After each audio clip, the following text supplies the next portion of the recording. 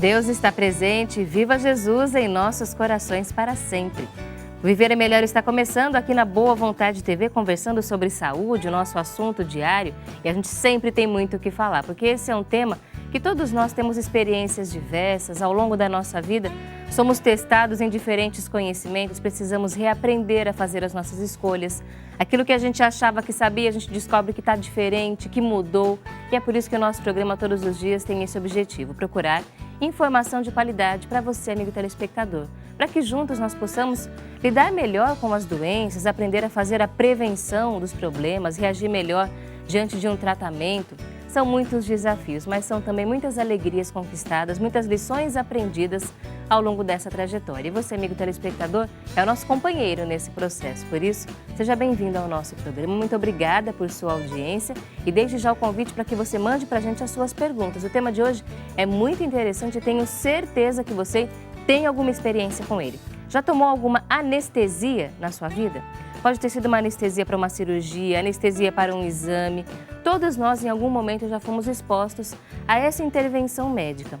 Muitas pessoas ainda têm muitos receios com relação à anestesia. No programa de hoje nós vamos entender quais foram os avanços nessa área da medicina, alguns preconceitos que foram criados e que não têm razão de ser e que eles devem ser derrubados. E ao longo do programa hoje a gente vai esclarecer. Vamos falar ainda sobre os tipos de anestesia para cada uma, quando é indicada e muitas perguntas já para responder dos nossos telespectadores. Momento Quero Saber, garantido aqui no programa, e você pode mandar também a sua pergunta. 0310 07 940 ou boavontade.com/tv. Nosso portal na internet sempre à sua disposição também. E aproveite quando participar do nosso programa para já pedir para você, pelos seus familiares, pelos seus amigos, um momento ecumênico de preces, a corrente ecumênica de orações.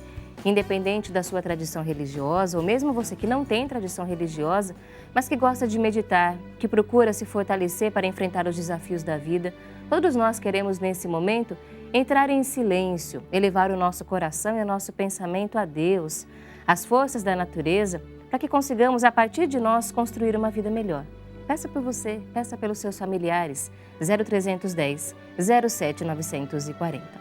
E a gente sempre ressalta aqui no nosso programa o quanto a prece, a oração, a meditação, da forma como você desejar chamar, de acordo com a sua filosofia de vida, o quanto esse ato nos ajuda a enfrentar os desafios. Inclusive, na área da medicina, muitos especialistas já nos falaram aqui no programa sobre os diversos benefícios que a oração tem mostrado nas pesquisas científicas, uma prática que nós já temos há tantas décadas aqui na nossa programação.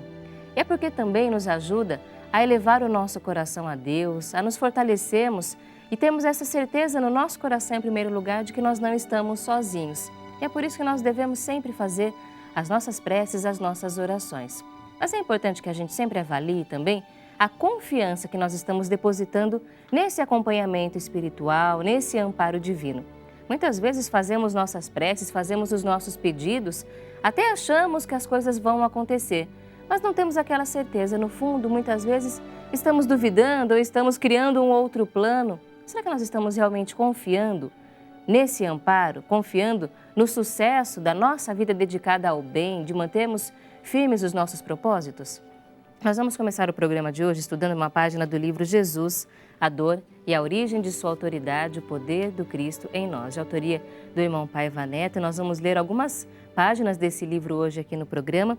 E aqui na versão que eu tenho em mãos, a versão tradicional, nós vamos ao subtítulo que está na página número 71.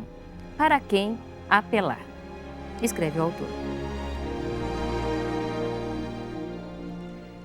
Para quem apelar naqueles dias terríveis que virão, ou melhor, que já se acham por aí? Por exemplo, o Armagedom encontra-se por toda a parte. Até as mesas das famílias, nos alimentos envenenados que andamos comendo pelo mundo. A quem recorrer? Aos homens? Mas eles e suas ideias de desenfreado gozo material estão desbaratados, e os que sobrevivem debater-se-ão no maior desespero. Esse texto continua aqui na página 71 e nós vamos ler a continuação dele no nosso próximo bloco. Por isso, você que nos assiste, continue com a gente. Mas nós trazemos já então essa primeira reflexão. A quem nós devemos apelar diante das situações difíceis que nós enfrentamos na nossa vida pessoal, social, mundial. Não adianta apelar para aqueles que ainda estão em condição de desequilíbrio, sem saber para onde vão. Recorrer apenas ao conhecimento, aos objetivos materiais, não é seguro. Nós estamos vendo o quanto esses valores vão mudando ao longo da nossa vida. Então, nós devemos sempre apelar para aquilo que não muda, para aquilo que é sólido, que é firme. E no próximo bloco nós vamos falar sobre a importância de apelarmos para Deus. No próximo bloco você pode participar também com a gente, ligando e mandando as suas opiniões. 0310 07 940. Nós vamos começar agora a nossa conversa a respeito do nosso tema, anestesia, um assunto fundamental para quem passa por procedimentos médicos. E nós convidamos agora o Dr. Ricardo Ema, que é anestesiologista. Doutor, por favor, muito obrigada por vir ao nosso programa. Seja bem-vindo ao Viver é Melhor. Por favor, pode se sentar. Dr. Ricardo é anestesiologista, vai falar com a gente sobre a especialidade dele. Ele atua no Hospital das Clínicas, na cidade de São Paulo, também no Hospital Sepaco e no Hospital Santa Cruz. Doutor, muito obrigada por ter vindo ao nosso programa. Eu que agradeço o convite. Muito obrigado. Doutor, a gente quando fala de anestesia, fala de um assunto que todo mundo tem alguma experiência para contar. E algumas pessoas, experiências de histórias familiares que não são tão boas, mas que são de décadas atrás, experiências que já foram vivenciadas e foram transformadas, doutor. O que aconteceu nos últimos anos na anestesia para que ela se tornasse mais segura? Sem dúvida. Eu posso afirmar, né, que a anestesia foi a especialidade médica que mais evoluiu nos últimos 20 anos. Então, há 20 anos, né, um procedimento que não era seguro, que era temido, né, é trazido, né, para os dias de hoje. E esse mito, né, esse temor permanece. Mas vamos tentar, né, aqui hoje esclarecer e derrubar esses medos, né, esses fantasmas do passado. E que devem ser derrubados porque hoje a anestesia é um procedimento seguro. Hoje é um procedimento seguro, né, junto com a evolução, né, dos equipamentos, dos monitores, dos aparelhos de anestesia e com a evolução da indústria farmacêutica, né, colocando em nossas mãos novos fármacos, isso aumentou, assim, sem dúvida, né, o procedimento da anestesia em si. Quais são os remédios, doutor, que são utilizados nas anestesias? Bom, existem os hipnóticos, né, que são principalmente utilizados é o Propofol, né, os opioides, que é para analgesia, né, que é fentanil, né, exemplo, e os bloqueadores neuromusculares, que é para o relaxamento. Né. Existem vários aí, né, acho que não vale a pena estar citando eles, mas esses três normalmente são os mais utilizados na anestesia. E como é que o médico decide que anestesia ele vai usar para cada paciente? O anestesista, né, ele precisa ter conhecimento do tempo cirúrgico, da equipe cirúrgica, né, tá bem integrado para estar indicando, porque assim, alguns procedimentos, como procedimentos ortopédicos e procedimento da cavidade pélvica, eles são procedimentos que evoluem com uma dor importante no pós-operatório. Então, aí a técnica anestésica que vai, né, proporcionar analgesia pós-operatória, isso é escolhida para o paciente, para o procedimento. Então, o tempo que o paciente vai ter que se manter sem dor, pelo menos, vai contar para decidir? Isso vai contar na escolha da anestesia, sim, sem dúvida. E o tipo de cirurgia? O tipo de cirurgia também. A opinião do paciente conta? Eu falo agora pensando num parto, por exemplo, em que muitas mulheres fazem a opção de não tomar uma anestesia. Sim. Até que ponto o paciente tem essa autonomia? Na verdade, assim, a contraindicação absoluta, né, para estar fazendo um procedimento de anestesia regional, como raquianestesia peridural, é o pedido do paciente, a recusa do paciente. Isso é uma contraindicação absoluta. Mas, diante dessa situação, a gente procura, né, orientar, esclarecer, porque às vezes o paciente não tem ideia, né, que aquilo vai ser bom para ele e alguém falou, né, para ele que isso era ruim e ele fala, não, isso é ruim, eu vou ter problemas, eu não vou tomar. A falta de informação acaba alimentando esse tipo de problema. A gente esclarece, né, e na maioria, mais de 90%, a gente consegue reverter essa recusa, né, para uma aceitação. Aí o paciente recebe, né, a técnica indicada e ele se beneficia dessa técnica por analgesia pós-operatória, que é uma das principais escolhas, né?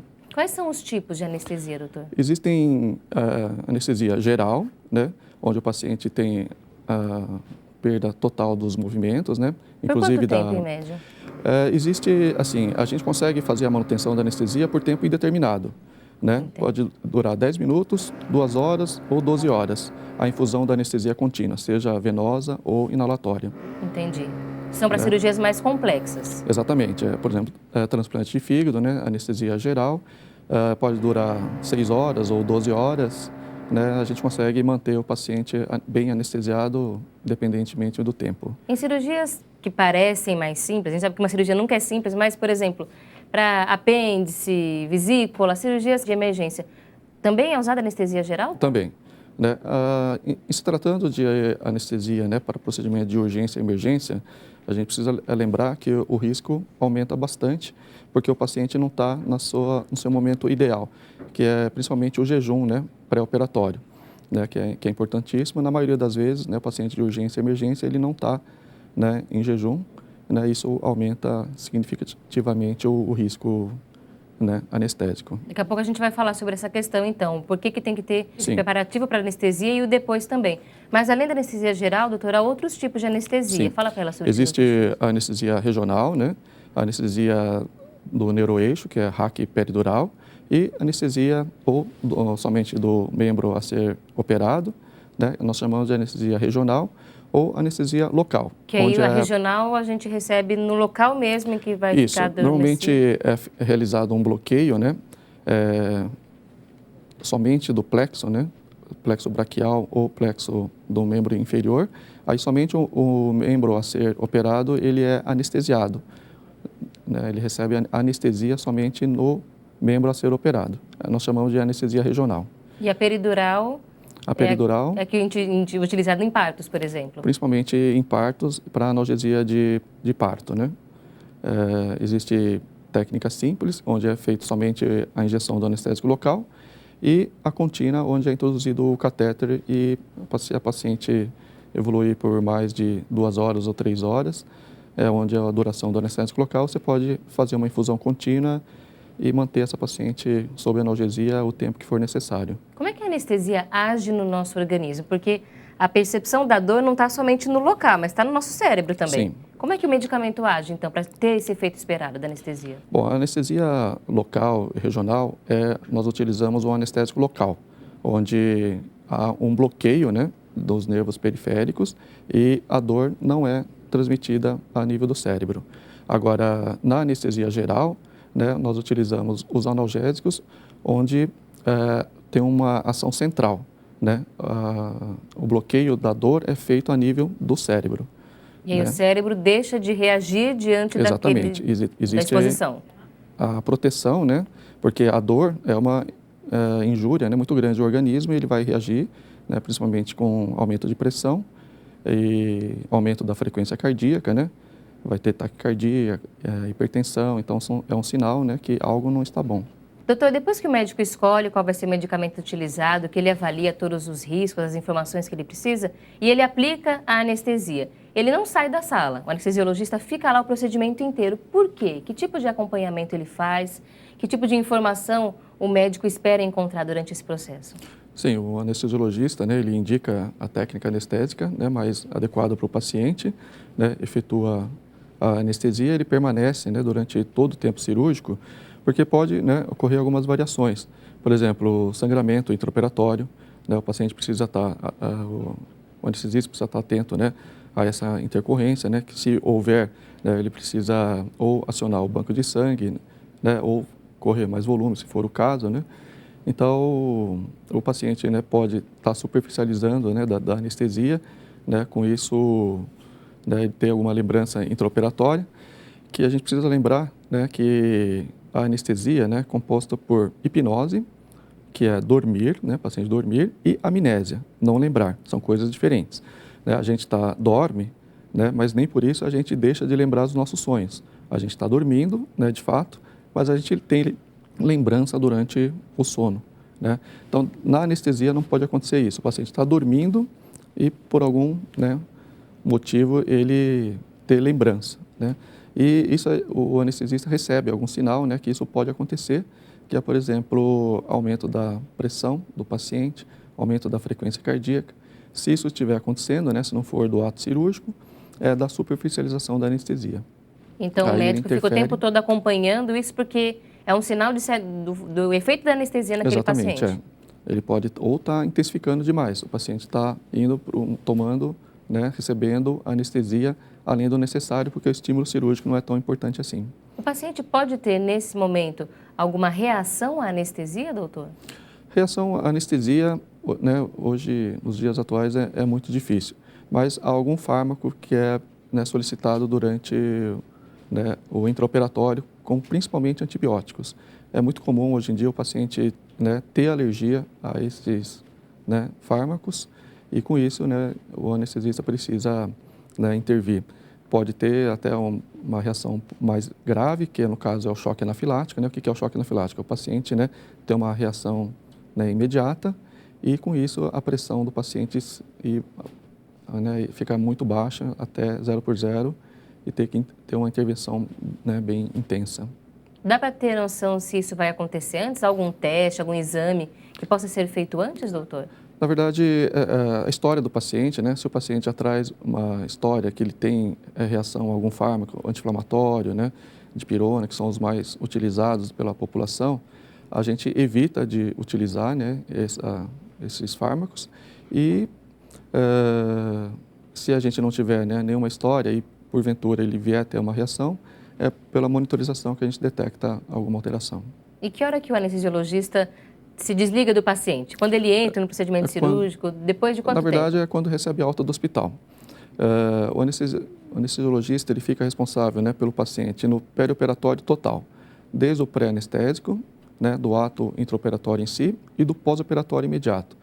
Durante a recuperação pós-anestésica, onde o paciente permanece numa sala específica para isso, a responsabilidade ainda é do anestesiologista. Que são ali algumas horas de recuperação depois São algumas horas, né? do encerramento do até procedimento. o término do bloqueio, né? No caso de raquianestesia, ou da anestesia geral até ele estar acordado totalmente. O senhor falou sobre o fato de um paciente que durante o procedimento acaba tendo um aumento da pressão ou alguma reação. Ele vai ter que ser anestesiado de novo, doutor, Não, se ele tiver? De novo, não. Na verdade, é aumentar a dose. Né? No caso, se ele tiver sob infusão de anestesia venosa, é aumentar esse alvo, né? Para um valor maior, superior. Né? Se No ele caso de tiver... uma hemorragia, por exemplo? Exatamente. A hemorragia, ele vai ter que colocar soluções, né, de infusão, seja ele cristalóide, que nós chamamos de soro, né, como cristalóide, ou reposição de hemoderivados, né, como sangue, concentrado de massa ou seus componentes. Mas é sempre em conjunto também com toda a equipe que está atuando ali no controle do paciente. Sim. Então é um trabalho importante. Por isso que o anestesiologista é sempre uma pessoa de confiança dentro da equipe de um cirurgião ou de outro médico também. Sem dúvida. Quando há necessidade de infusão de hemoderivados, né, de hemocomponentes, a gente já está falando de derivados do sangue, a gente sempre discute com a equipe cirúrgica. Olha, seu paciente está nessas condições, eu preciso intervir. Normalmente não há assim uma controvérsia grande. A gente sempre entra num consenso para o melhor para o paciente, né? Exatamente. E essa relação de confiança que acaba facilitando, inclusive, o trabalho do próprio médico, por Sim. ter esse apoio dentro da equipe também. Geralmente, né, a gente trabalha com equipe conhecida, né? A equipe cirúrgica conhece o anestesista e ele confia no anestesista, né? A gente percebe que o cirurgião ele fica inseguro quando ele não conhece o profissional. E aí quem se beneficia disso é também o paciente, porque a gente sempre tem dúvidas a respeito desse procedimento, muitos receios, e no próximo bloco a gente vai começar a esclarecer alguns desses receios. Nós teremos o nosso Momento Quero Saber, você pode mandar as suas perguntas para nós, ligue 0310 07 940, Viver é Melhor, volta em instantes.